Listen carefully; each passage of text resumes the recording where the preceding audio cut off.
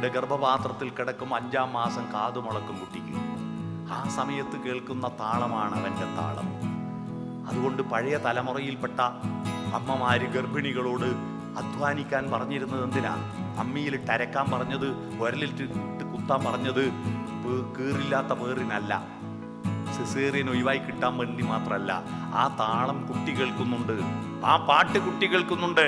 അമ്മിയുടെ താളം കുഞ്ഞിനു തീറ്റ കൊടുത്തുകൊണ്ടേ ചിലർ കുട്ടിയോളെ കൂടെ നടത്തിക്കൊണ്ടേ, ഉതിർമണി ഒന്നോ കോറിച്ചുകൊണ്ടേ കൈകൾ ഊഞ്ഞാലായത്തിൽ വീശിക്കൊണ്ടേ. ഊഞ്ഞാലിന്റെ താളം അത് കുട്ടിക്കറിയുന്നു. നെല്ല് കുത്തുന്ന താളം നിങ്ങളുടെ നാട്ടിലൊക്കെ എന്തു പണിയാണടോ, ഞങ്ങളുടെ നാട്ടിലൊക്കെ നെല്ല് കുത്തലാണടോ.